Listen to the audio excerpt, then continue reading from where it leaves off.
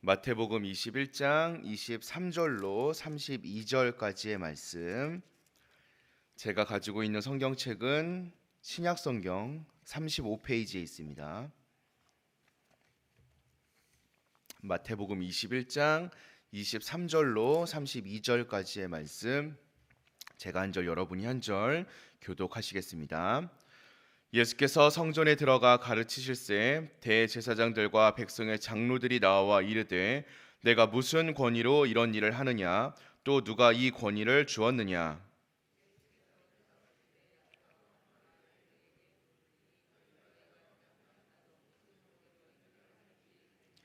요한의 세례가 어디로부터 왔느냐? 하늘로부터냐? 사람으로부터냐? 그들이 서로 의논하여 이르되, 만일 하늘로부터라 하면 어찌하여 그를 믿지 아니하였느냐 할 것이요.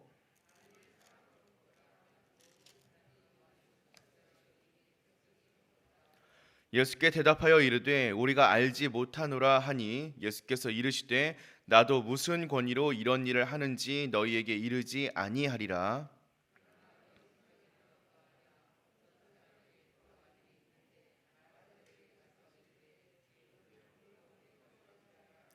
대답하여 이르되, 아버지 가겠나이다 하더니 가지 아니하고,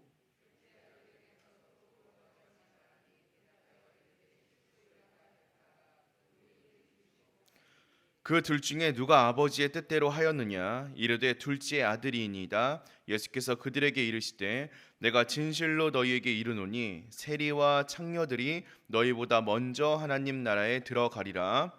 요한이 의의 도로 너희에게 왔거늘 너희는 그를 믿지 아니하였으되 세리와 창녀는 믿었으며 너희는 이것을 보고도 끝내 뉘우쳐 믿지 아니하였도다.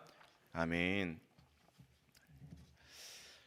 오늘 우리가 함께 읽었던 말씀의 앞부분을 보시면요, 이 성전을 정화하는 사건이 등장하고 있습니다. 이 마태복음 21장 12절부터 17절까지 나오는 말씀인데요. 예수님께서 예루살렘 성전으로 들어가셔서 가장 먼저 하셨던 이 사역이 바로 이 성전을 정화하는 사건이었습니다. 여러 가지 이야기들이 있지만 요한복음에도 보시면 예수님께서 가장 먼저 하셨던 사역 가운데 이 성전을 정화하는 사건이 등장하기도 합니다. 이 일로 말미암아 유대 종교 지도자들, 그러니까 우리가 잘 알고 있는 대제사장, 장로들, 이런 사람들과 예수님의 논쟁이 촉발되었습니다. 바로 그 부분이 우리가 함께 읽었던 말씀인데요. 이 논쟁의 가장 중요한 핵심은 권위에 관한 것이었습니다. 권위, 누가 권위를 주었느냐, 어떤 권위로 이 일을 하였느냐라는 것이죠.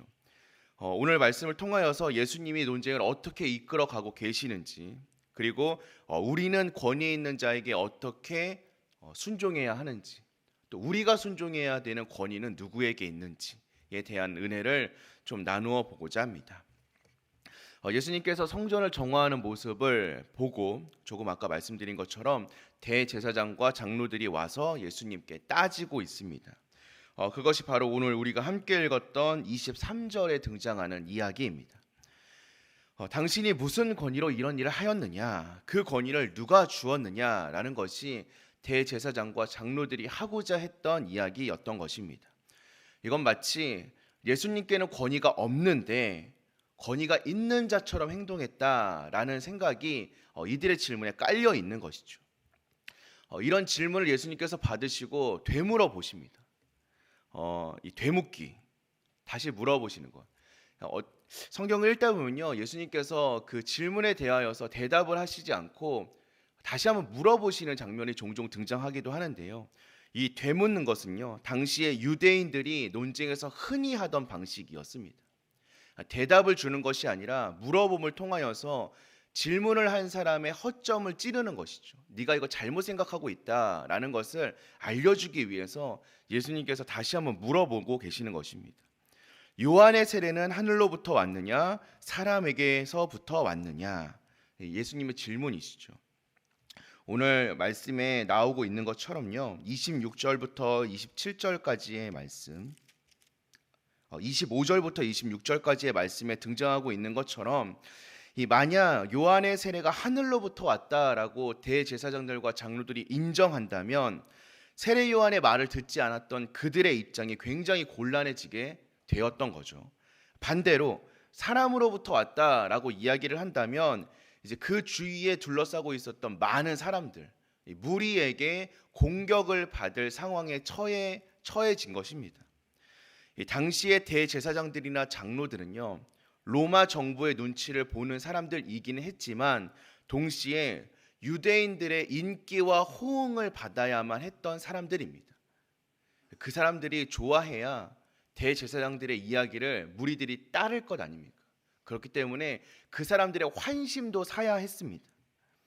많은 사람들이 예수님을 찬미하고 있고 세례 요한을 좋아하고 있는데 만약에 요한의 권위가 사람에게서부터 왔다라고 한다면 이제 무리가 대제사장을 지탄할 것일 뻔하기 때문에 이 사람들은 이도 저도 어떤 것을 선택할 수가 없는 상황에 처하게 된 것입니다.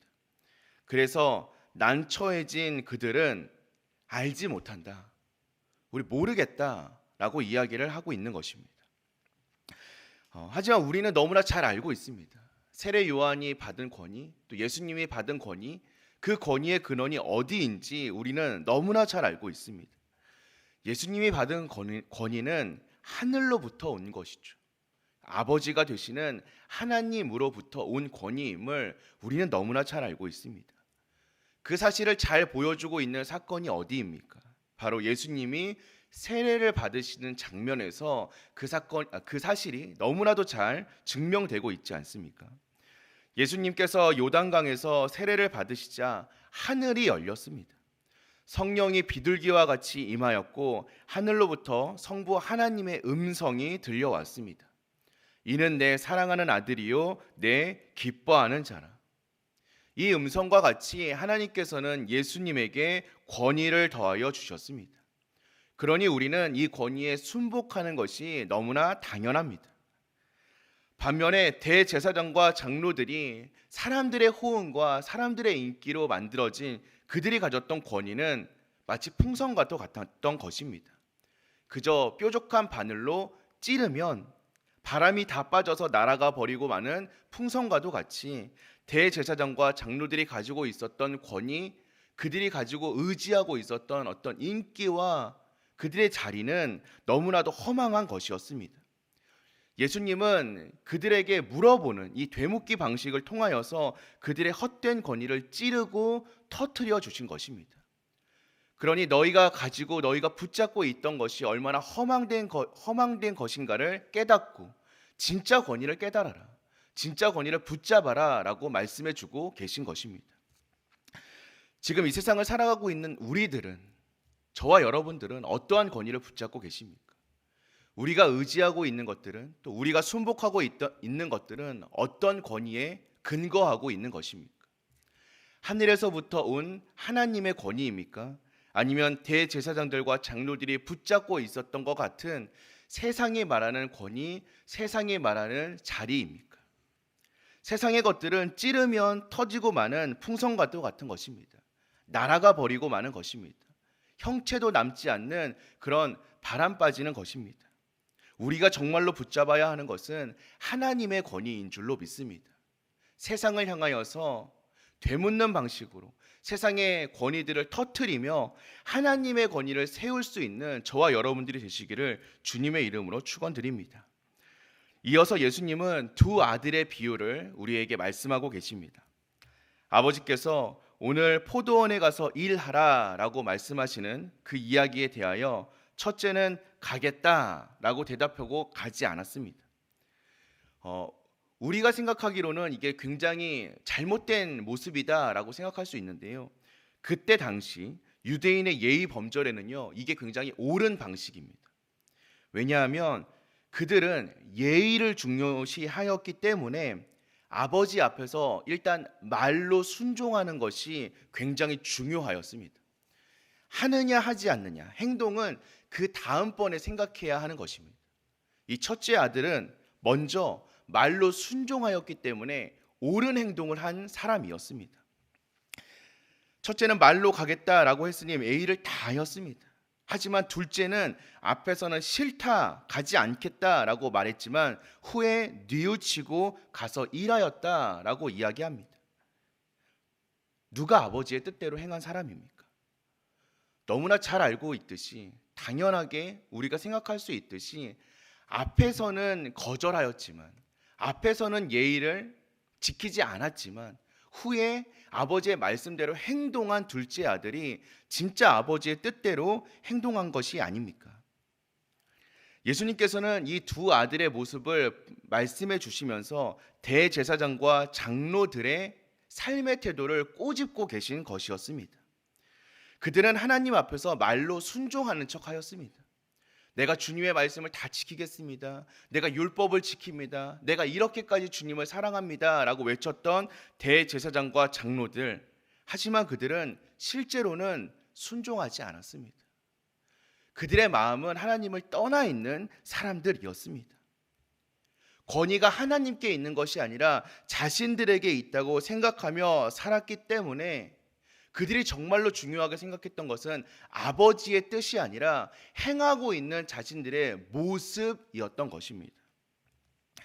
그러나 당시 종교 지도자들이 무시하고 경멸하였던 세리와 창녀들은 하나님의 말씀에 순종하고 하나님의 말씀 앞에 회개하는 모습을 보여주었습니다.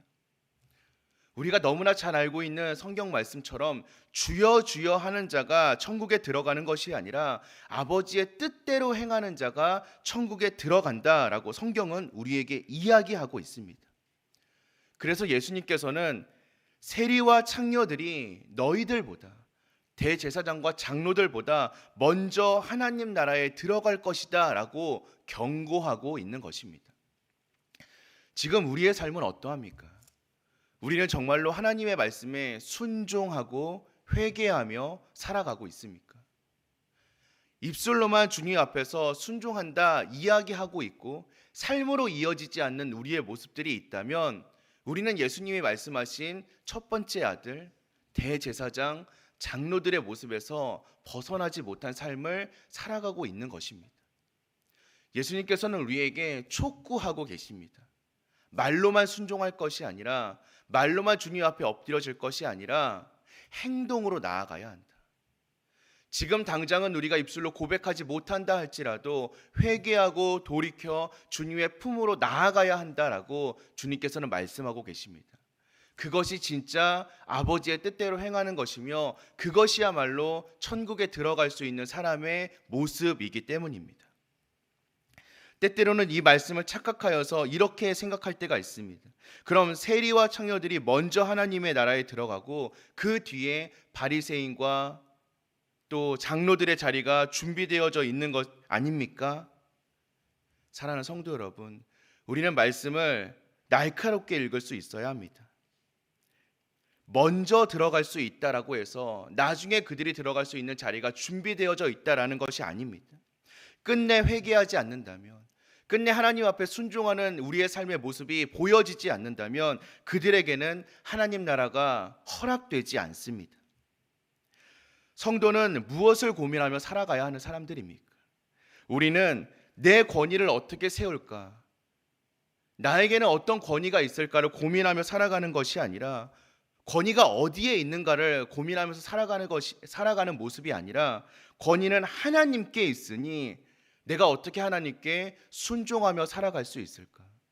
권위는 예수님의 말씀에 있으니 그 말씀대로 내가 어떻게 살아갈 수 있을까를 고민하고 결단하며 살아가야 하는 존재들입니다. 우리는 성전의 주인이 누구인지 분명히 아는 사람들입니다. 진짜로 권위가 누구에게 있는지 이미 알고 있는 사람들입니다. 그러니 우리가 무엇을 따라야 하는가를 고민하는 것은 이미 끝난 사람들입니다. 어떻게 순종할 수 있을까? 얼마나 더 많이 순종할 수 있을까? 삶 가운데에서 그 권위를 어떻게 보여주면서 살아갈 수 있을까를 고민하며 살아가야 하는 사람들이라는 것입니다. 사랑하는 성도 여러분, 그러니 오늘 이 기도의 시간을 통하여서는 우리의 삶이 어떻게 변화할 수 있을까를 고민하고 기도하고 결단하는 시간이 되기를 소망합니다. 내가 무엇을 따라야 합니까? 내가 어디로 걸어가야 합니까? 내가 무슨 말씀을 붙잡으면서 살아가야 합니까는 이미 우리의 삶에서는 끝난 이야기입니다. 우리는 당연히 말씀을 따라 살아가야 하는 사람들이고요. 우리는 당연히 예수님의 말씀을 녹여내야 하는 사람들이고요. 세상 가운데에서 세상의 이야기가 아니라 그것을 터뜨려 버리고 하나님의 말씀을 선포하면서 살아가야 하는 사람들입니다. 그러니 어떻게 하면 그것을 더 잘 보여주면서 살아갈 수 있습니까를 기도하고 고민할 수 있는 사람들이 되어야 한다는 것입니다. 유대 종교 지도자들은 자신들이 이제껏 성전의 주인이라고 생각하였습니다. 자신들에게 권위가 있다라고 생각하였습니다. 세상을 살아갈 수 있는 힘이 자신들에게 있다라고 잘못된 생각을 하고 있었습니다. 그래서 자신들의 눈앞에 보여주고 있는 예수님의 권위를, 하나님의 권위를 인정하지 못하고 그것을 오히려 부수려고, 그것을 무시하려고, 끌어내려고 노력하는 사람들이었습니다. 하지만 우리는 너무나 잘 알고 있습니다. 예수님의 권위는 하나님이 주셨고 하나님이 인정해 주신 것입니다. 우리는 그 권위를 가진 예수님을 믿고 순종하며 살아가는 사람들입니다. 그러니 우리의 정체성에 걸맞는 삶의 모습을 보이며 살아갈 수 있는 저와 여러분들이 되기를 소망합니다. 그런 우리들에게 어떠한 것이 삶의 옳은 모습이냐라는 것을 예수님께서 말씀해 주셨습니다. 자신이 죄인임을 깨닫고 인정하고 돌이키는 자, 그 자가 구원의 은혜가 임하는 자인 줄로 믿습니다. 말로만 고백하는 것이 아니라 삶으로 돌이키고 하나님께 돌아가는 사람이야말로 정말로 삶 가운데 능력이 있는 사람이라고 주님께서는 우리에게 오늘 말씀하고 계십니다. 그러니 믿고 순종하는 은혜를 간구하는 오늘 이 기도의 시간이 되기를 소망합니다. 오늘 이 기도의 시간을 통하여서 우리의 삶이 정말로 변화하기를 결단하는, 이제 우리가 붙잡아야 되는 말씀이 무엇인가를 확실하게 알았으니 그 말씀대로 살아갈 수 있는 힘을 구할 수 있는 저와 여러분들 되시기를, 그래서 세상 가운데에 주님의 말씀, 주님의 가치, 주님의 능력을 보여주면서 살아갈 수 있는 저와 여러분 되시기를 주님의 이름으로 간절히 축원드립니다. 우리 함께 기도하겠습니다.